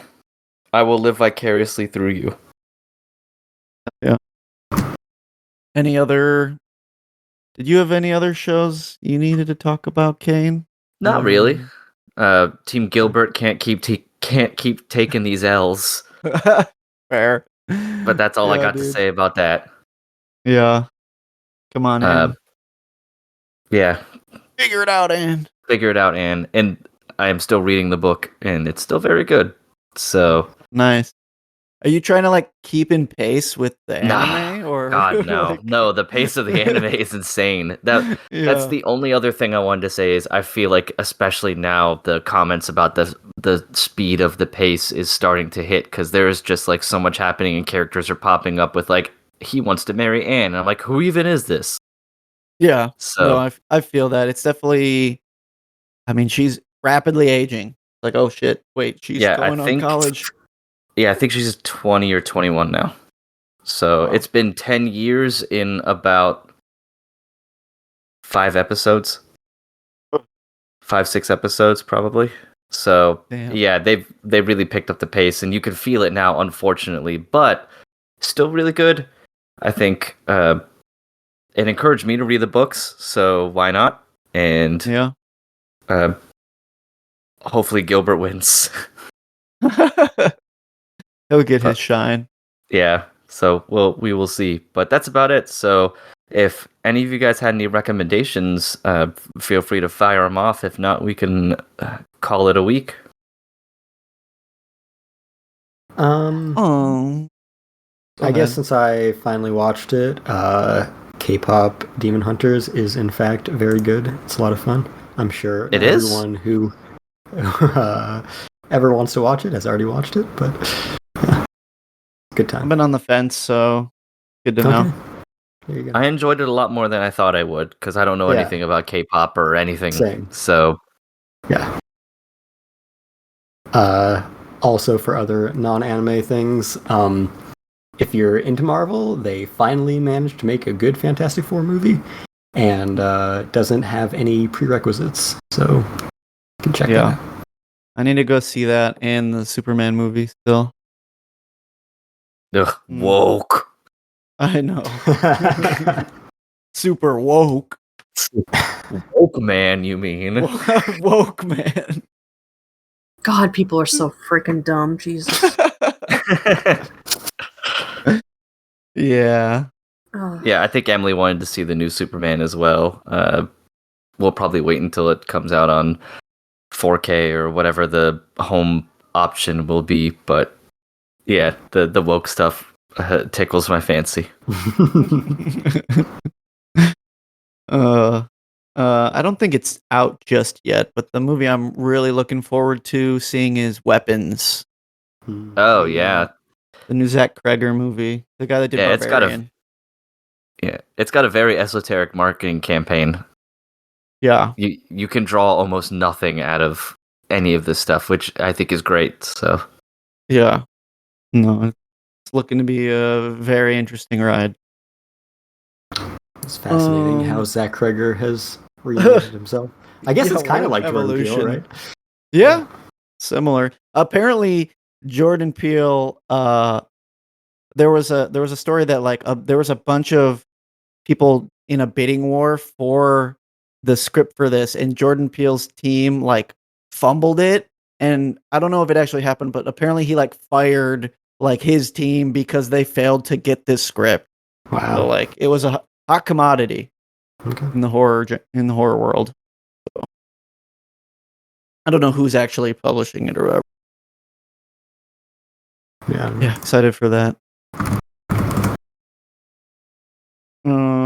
I guess in terms of, since I'm watching so much stuff, we don't have time to talk about everything, but I will say quick shouts out to My Dress Up Darling season 2. Yeah. I feel like that show has been pleasantly really nice. I feel like the direction of it is like even better than the first season. Yeah, really it's like fluid animation. Yeah, it just like looks lovely, and just like these shows you can expect sometimes like, oh, they're gonna really dig into like the, sexualizing the character, like the cheap romance aspect of it, but I feel like they really hone in on the actual cosplaying elements really well, and it's pretty informative in a lot of things. So yeah, the show's been really, really fun. So another one of my highlights. I'll give a general shout out to Cloverworks. As we've mentioned, Fragrant Flower Blooms with Dignity is stuck in Netflix jail, but it looks like a phenomenal adaptation of that manga, which I just read another volume of last night. But they got that new season of Dress Up Darling, which looks exceptional, and the new season of Rascal Does Not Dream, which is also doing great. So yeah, they are just knocking out of the park, 3 for 3 this season. Eesh. Kate, do you have anything to recommend? Not particularly. Nope, I got nothing. Nothing wrong with that. Can't wrong with that. Yes, they can't have a ton every week. I mean, all I got on my end is just Doom the Dark Ages is really good. It feels a lot different from Eternal, which feels a lot different from 2016. So it's a very interesting trilogy in that each game, despite being a first-person shooter about killing demons starring the same character, all feel drastically different in how you encounter enemies and deal with them, like from platforming to shield-based combat to run and gun. It's very good. So would definitely recommend playing it for sure if you have Game Pass, because it's on there. So you're not even quote-unquote paying for the game at that point. It is interesting how they keep reinventing such a simple game formula, because from 2016 to Eternal, it was let's just up the speed, up the platforming, make it crazy schmovement. And then they're like, what if we slowed it down and gave you a shield? Yeah, so now you're more of a tank. Yeah. Yeah. I really enjoy that they... I mean, 2016 is probably still my favorite for its simplicity in everything, but all 3 games are very enjoyable and good in their own right, without feeling like anything is being recycled. Probably, though I'm glad they got rid of the whole you need a certain weapon to kill certain enemies thing from Eternal, because that was annoying occasionally, even if it was good in terms of making you use guns you normally wouldn't. Because right now, with the Dark Ages not having that, I basically only use 3 different weapons, despite the game giving you what feels around about a dozen. Yeah.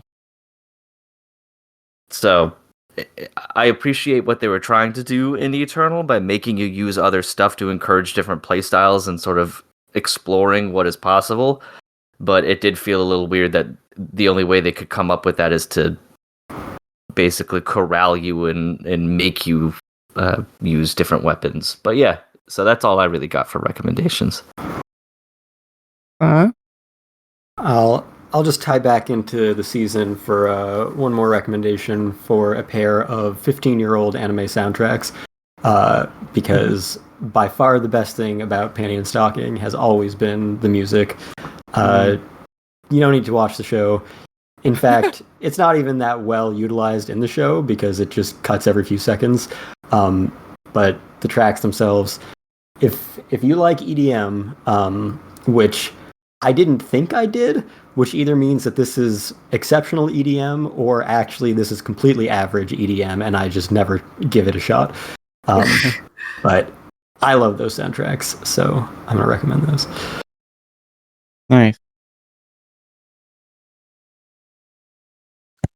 Excellent. Well, at the very least, we have a pretty good mix of different recommendations and stuff. And as always, watch whatever you like for the season, but we definitely have our favorites here and would recommend checking them out wholeheartedly, especially if you want to suffer a little bit.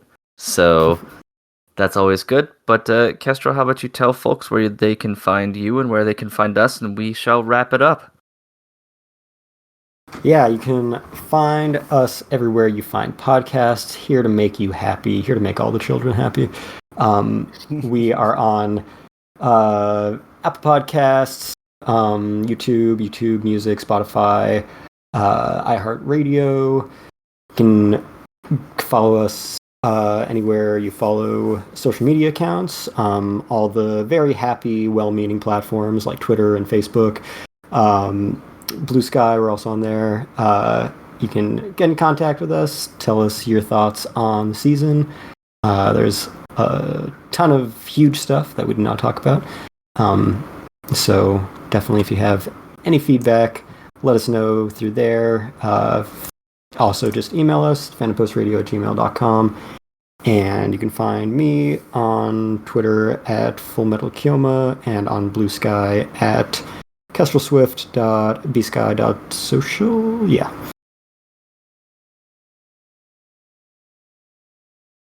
All right, Bran, how about you? You can find me at Hellshake Brando on all of the socials and right here. And Kate? You can find me at thefandompost.com, and I am on Blue Sky at SonicBug. If I'm anywhere else on the internet, it's SonicBug.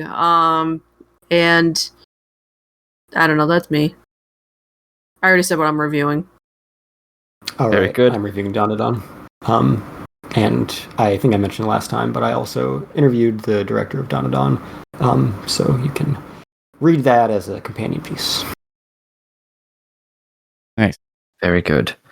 And as usual, you can only find me here. So, hope everyone is having as good of a season as I think we all are. Lots of good stuff to watch out there. And as always with our recommendations, lots of good media just to partake in. But also make sure you get outside and check out some butterflies and stuff. Gardens are looking good. So, would recommend that in between episodes of Takopi. Maybe give yourself a little sunshine to work with, it seems. I can firmly say Kane's garden's definitely probably looking better than my garden, so. Every garden has value to it. I appreciate all. But, alrighty. Well, as always, thanks for watching, and we will talk to you next time. Yeah, watching. Sorry. I'm thinking Have you about... been on camera this whole time? I don't know. That's for you to find out. But alright, then we will talk to everyone later, and have a good season, and enjoy whatever you're watching. Bye. Bye-bye. Bye. Bye-bye.